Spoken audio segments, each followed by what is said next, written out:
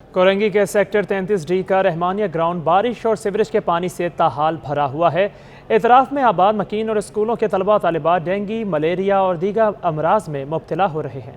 کہا جاتا ہے جہاں کھیل کے میدان آباد ہوں وہاں اسپتال ویران ہو جاتے ہیں، لیکن کورنگی سیکٹر 33D میں صورتحال اس کے برعکس ہو گئی ہے۔ رحمانیہ گراؤنڈ صرف کھیلوں کے لیے ہی استعمال نہیں ہوتا بلکہ اس کے احاطے اور اطراف میں مسجد، اسکول، عیدگاہ، جنازہ گاہ اور دکانیں بھی موجود ہیں۔ علاقہ مکین حکام کی عدم توجہی اور کھیل کے میدان کی حالت پر نوحہ کنا ہے۔ برسات میں بھی خراب ہے اور برسات سے پہلے بھی خراب تھی۔ پہلے یہاں پر ڈمپنگ ایریا بنا دیا گیا تھا جو محلے والوں کے احتجاج کے بعد جو ہے یہاں سے ہٹایا گیا ہے، لیکن جب وہ ہٹایا گیا تو محلے کا کچرا یہاں آ رہا ہے۔ سالٹ مینجمنٹ بورڈ جو ہے اب یہاں اپنی گاڑیاں نہیں بھیج رہا۔ رحمانیہ گراؤنڈ میں کائے کی شکل میں جمع پانی میں مچھروں کی بہتات ہو گئی ہے۔ قریب میں واقع اسکول کے طلباء، اساتذہ اور غیر تدریسی عملہ بیماریوں کا شکار ہو رہے ہیں۔ اسکول کے اندر ہمیں داخل ہونے میں بہت پرابلم ہوتی ہے، پانی اتنا زیادہ ہوتا ہے کہ بچے پانی پھلانگ کے آتے ہیں تو گر بھی جاتے ہیں، اور ظاہری بات ہے جب پانی جمع ہے تو اس میں گندے جراثیم بھی پیدا ہو رہے ہیں، مچھر وغیرہ پیدا ہو رہے ہیں۔ آج کل آپ کو پتہ ہے ڈینگی وغیرہ جو ہے بہت زیادہ پھیل رہا ہے۔ ہم آتے ہیں نا تو نا مچھر نے 1-2 دفعہ کاٹا ہے ہماری دوست کے، اس کے ٹائیفائڈ ہوا ہے اور وہ ابھی نا اسپتال میں۔ شہر میں بڑھتے ڈینگی اور ملیریا کے امراض پر قابو پانے کے لیے نکاسی آب کے نظام کو ہنگامی بنیادوں پر حل کرنے کی ضرورت ہے۔ کیمرامین آغا رفیق کے ہمراہ رضوان احمد، سٹی 21۔ آگے بڑھ آپ کو بتائیں، عوام پر مہنگائی کے وار پر وار۔ یوٹیلیٹی اسٹورز پر کمپنیوں کی مصنوعات کی قیمتوں میں اضافے کے بعد غذائی اجناس بھی مہنگی ہو گئی ہیں۔ یوٹیلیٹی اسٹور کارپوریشن کا غریب عوام کو مہنگائی کا ایک اور تحفہ، غذائی اجناس 20 سے 30 روپے تک مہنگی کر دی گئی۔ یوٹیلیٹی اسٹور پر سفید چنا 20 روپے مہنگا ہو کر 300 روپے سے بڑھ کر 320 روپے کا ہو گیا ہے۔ دال مونگ کی قیمت میں 30 روپے اضافے سے 170 روپے سے بڑھ کر 200 روپے فی کلو، چنے کی دال 25 روپے مہنگی ہو کر 245 روپے تک پہنچ گئی۔ یوٹیلیٹی اسٹور سے مہنگی اشیاء خریدنے پر عوام نے سارا غصہ حکومت پر نکال دیا۔ پاکستان کی گورنمنٹ سے ریکویسٹ کرتا ہوں کہ جو بھی اشیاء خوردنی ہے اس پہ نظر ثانی کرے، غریب آدمی کہیں کا بھی نہیں رہا۔ سر حکومت سے یہی اپیل ہے سر کہ حکومت یہ ساری چیزیں سستی کرے سر، اور اس پہ کیا ہو سکتا ہے سر، حکومت کو چاہیے سر ابھی یہ مہنگائی پر تھوڑا کنٹرول کرے۔ یہ جو پٹرول مہنگا ہوا ہے، دال یہ سب یہ تھوڑا اس کے اوپر تھوڑا بنا خیال کرے۔ دالیں تو ہے ہی مہنگی، جس چیز کے لیے ضرورت کی چیزیں آٹا، چینی اور گھی وہ چیزیں دریافت نہیں ہیں، تو پھر باقی چیزیں لینے کا کیا فائدہ؟ سر یہ دالیں مہنگی ہو گئی ہیں، چنے مہنگے ہو گئے، کیا کھائے غریب آدمی، کہاں جائے؟ یوٹیلیٹی اسٹور کچھ روز قبل بھی مختلف کمپنیوں کی جانب سے 13 مصنوعات پر قیمتیں بڑھائی جا چکی ہیں۔ تاہم اشیاء ضروریہ کی قیمتوں میں ہوش ربا اضافے نے شہریوں کو جینا محال کر دیا۔ یہی وجہ ہے کہ لوگ ریلیف کے لیے حکومت کی طرف دیکھ رہے ہیں۔ کیمرامین آصف شفیع کے ہمراہ بسیم افتخار، سٹی 21۔ خبر شامل کریں کہ شہر میں بجلی کی لوڈ شیڈنگ تو جاری ہے، ساتھ ہی گیس بھی ناپید ہو گئی ہے۔ لوڈ مینجمنٹ پلان پر عمل درآمد کے باوجود بھی گھریلو اور کمرشل صارفین پریشان ہیں۔ حلوہ پوری اور ناشتے کی تیاری کے لیے ہوٹل والے گیس سلنڈر استعمال کرنے پر مجبور ہو گئے ہیں۔ گیس بحران سے پریشان کمرشل صارفین کے لیے کاروبار کرنا مشکل ہو گیا۔ حلوہ پوری اور چائے کی تیاری کے لیے بھی ہوٹل مالکان گیس سلنڈر پر انحصار کرنے لگے۔ ڈیفنس فیز 2 میں ہوٹلز پر 2.5 ماہ سے گیس غائب ہے۔ حلوہ پوری کا کام کرنے والے ہوٹل عملے کا کہنا ہے کہ گیس سلنڈر کے استعمال سے کاروباری لاگت 3 گنا بڑھ گئی ہے۔ گاہک سے جب پیسے زیادہ مانگتے ہیں تو وہ ناراض ہوتے ہیں۔ حکومت گیس کی فراہمی کے لیے سوئی گیس کو پابند بنائے۔ یہ سلنڈر والے استعمال کر رہے ہیں، 2 مہینے سے گیس نہیں آ رہی۔ سلنڈر سے تو خرچہ بہت زیادہ بڑھ گیا ہے، تقریباً 3-4 گنا بڑھ گیا ہے خرچہ۔ سوئی سدرن گیس کمپنی ترجمان کے مطابق اس وقت گیس کی قلت کا سامنا ہے۔ لوڈ مینجمنٹ پلان پر عمل درآمد کیا جا رہا ہے، جس میں مختلف سیکٹرز کو گیس کی فراہمی ہفتہ وار شیڈول پر پابند کی جا رہی ہے۔ کیمرامین آغا رفیق کے ہمراہ حبیب خان، سٹی 21۔ کراچی سی ویو خیابان شمشیر میں 3 منزلہ عمارت ٹیڑھی ہو گئی۔ عمارت میں موجود تمام افراد کو بحفاظت باہر نکال لیا گیا ہے، کوئی بھی جانی نقصان نہیں ہوا۔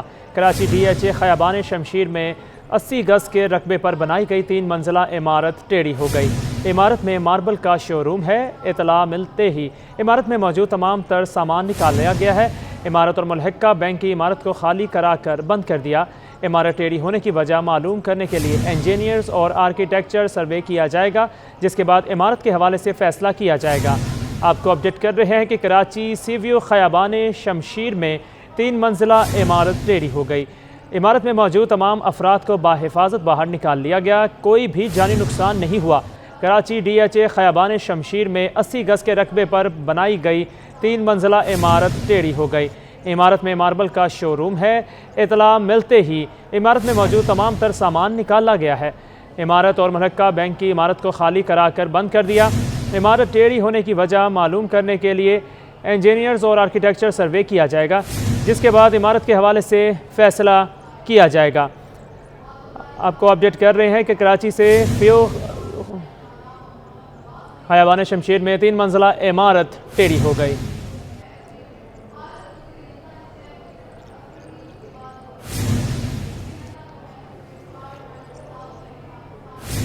سیلاب متاثرین کی امداد کے لیے انسانی حقوقی تنظیمیں بھی میدان میں آ گئیں۔ کراچی پریس کلب کے باہر basic human rights international council of Pakistan کی جانب سے ریلیف کیمپ لگا دیا گیا ہے۔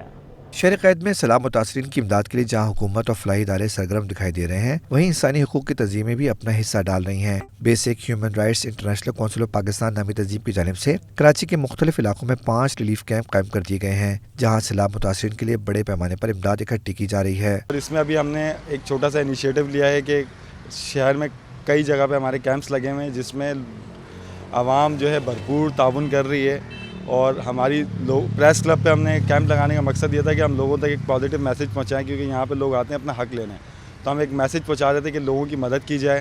پاکستان کی پوری عوام سے یہ اپیل کرنا چاہیں گے کہ اس مشکل گھڑی میں جو ہے تمام پاکستانی اپنے جو مصیبت زدہ پاکستانی ہیں ان کا ساتھ دیں۔ کیمپ پر موجود انسانی حقوق تنظیم کے رضاکار کہتے ہیں کہ کراچی میں ان کی جانب سے بلوچ کالونی، سولجر بازار، لیاری، کراچی پریس کلب اور ڈی ایچ اے میں کیمپ لگائے گئے ہیں، جبکہ لاہور، سکھر اور دادو میں بھی ان کی ٹیمیں کام کر رہی ہیں۔ آئندہ 2 روز میں سامان سیلاب سے متاثر علاقوں میں روانہ کر دیا جائے گا۔ کیمرامین حسنین جعفری کے ساتھ شعیب مختار، سٹی 21۔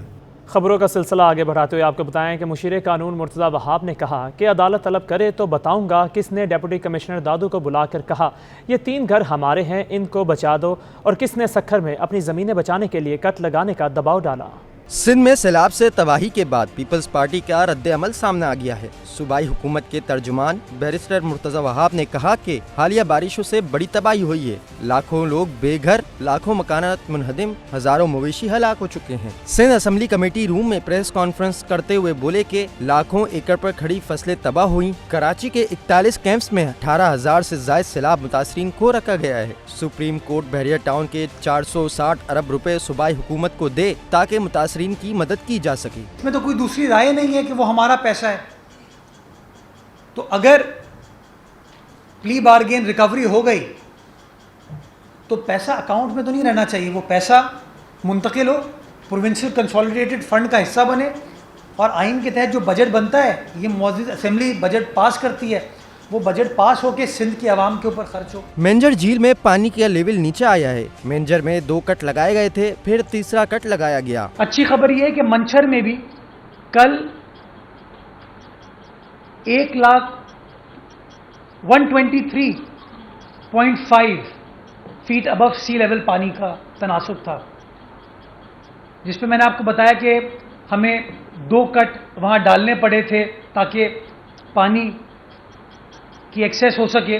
کل میں نے آپ کو بتایا تھا کہ 2 کٹ اس کے اوپر ہیں، ایک RD52 پہ، ایک RD16 پہ، ایک تیسرا کٹ بھی RD10 پر بریچ ہے وہاں پہ۔ مرتضی وہاب کا مزید کہنا تھا کہ 2020 کے سیلاب میں وفاقی حکومت نے سندھ کی کوئی مدد نہیں کی تھی، اب کی بار عمران خان نے متاثرہ علاقوں میں جانا بھی گوارا نہیں کیا۔ کیمرامین شاذب کے ہمراہ محمد کامران، سٹی 21۔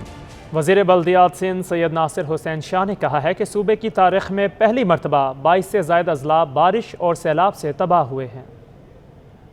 سیلاب کی تباہ کاریوں پر سندھ حکومت کے اقدامات کا سلسلہ جاری ہے۔ D M C south office میں سندھ سالڈ ویسٹ بورڈ اور چائنیز کمپنی کے مشترکہ کاوشوں سے سیلاب سے متاثر افراد کے لیے راشن بھیجنے کی تقریب ہوئی، جس میں صوبائی وزیر بلدیات ناصر حسین شاہ نے خطاب کیا۔ بولے صوبے کی تاریخ میں پہلی مرتبہ 22 سے زائد اضلاع بارش اور سیلاب سے تباہ ہوئے۔ وفاقی حکومت اور دوست ممالک کی مدد اور تعاون سے متاثرین کی بحالی کے کام کو پایہ تکمیل تک پہنچائیں گے۔ We really appreciate, grateful to the Chinese people and also the companies, those are supporting to our people, and also as my MD already requested to the CJ, also then we also need your help in the rehabilitation.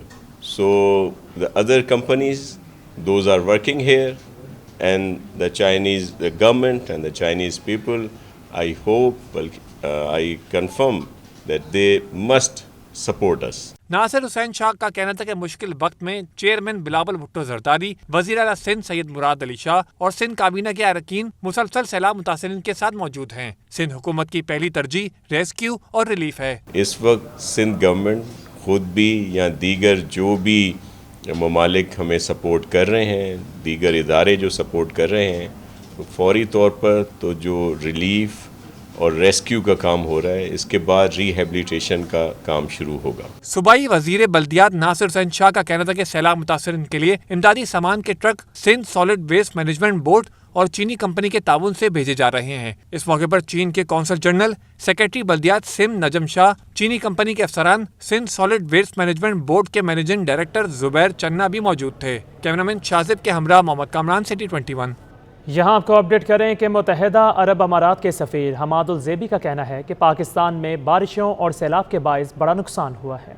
Pakistan में सैलाब की तबाहकारियों पर मुत्तहिदा अरब अमारात भी इमदाद के लिए मुतहरिक दिखाई दी। यूएई के सफ़ीर का कहना था कि सैलाब मुतासरीन के लिए कई टन इमदादी सामान पाकिस्तान भेजा है। 10 सितंबर से मुत्तहिदा अरब अमारात की रियासतों अबू ज़ेबी, दुबई और शारजा में फ़ंड जमा करने की मुहिम का आगाज़ किया जाएगा ताकि मज़ीद इमदाद फराहम की जा सके।